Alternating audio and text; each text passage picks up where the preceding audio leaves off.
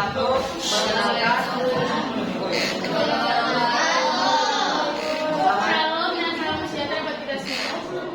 Perkenalkan, nama saya Genzer Sadik Siregar. Saya Dian Reni Lubis. Saya Produksi Renes Terus. Kami akan mempresentasikan tentang bullying.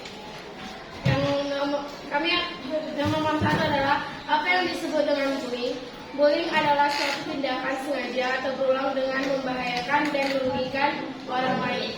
2. Siapa yang biasanya melakukan bullying?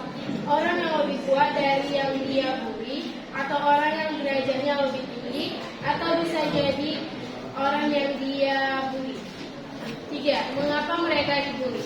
Mungkin karena kita berbeda dari kelas perhubungan.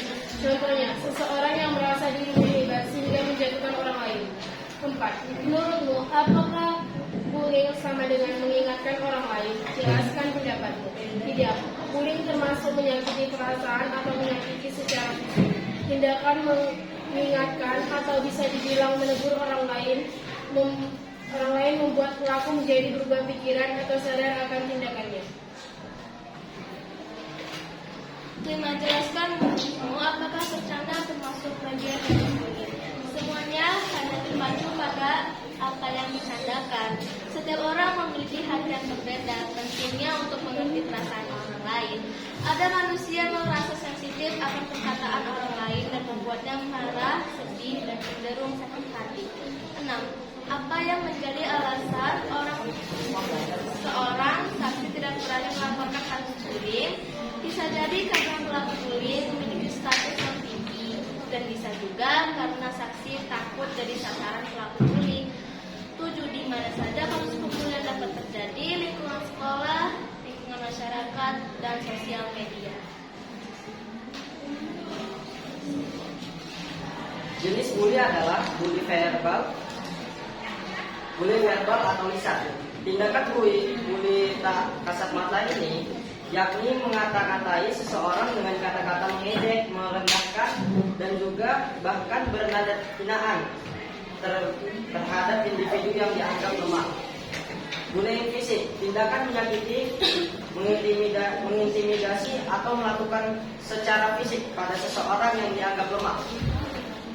Cyberbullying adalah tindakan bullying yang dilakukan di sosial media. Sosial bullying, tindakan bullying ini melibatkan banyak pelaku dan biasanya dilakukan berkelompok, yaitu mengabaikan, mengucilkan, atau bahkan menghindari juga pandangan sinis, tawa yang mengejek, hingga bahasa tubuh yang bermaksud mengejek. Sekian presentasi dari kami. Apakah ada pertanyaan? Oke, silakan. Ya. Kalau kita mengingatkan seseorang itu kan nggak termasuk bully kalau nggak menyakitkan kita kan. Tapi kalau mengingatkannya menyakitkan kita itu termasuk bully. Enggak kan, kalau kita mengingatkan seseorang tapi nggak menyakitkan hati dia kan nggak termasuk bully. Tapi kalau kita mengingatkan seseorang tapi hati dia tuh tersakitin, itu bully atau tidak? Tergantung cara kamu menyampaikannya. Misalnya kamu menyampaikannya dengan kata kasar, itu termasuk bully. Atau misalnya rambut dia kurang rapi, kamu bilang, bagusin dulu rambut kau, jorok kali kamu tengok, itu termasuk bully menurut saya. Tapi kalau misalnya bilangnya rambutmu kurang rapi, bisa agak dirapiin nggak biar enak dipandang, itu nggak termasuk bully menurut saya.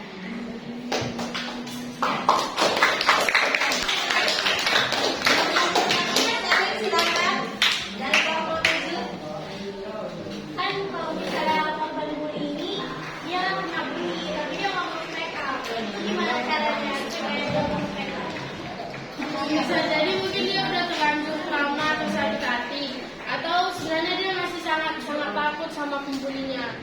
Biasanya orang kayak gitu memang harus kita ajak di talk supaya dia lebih terbuka. Karena kalau udah kayak gitu susah sih. Beda ada.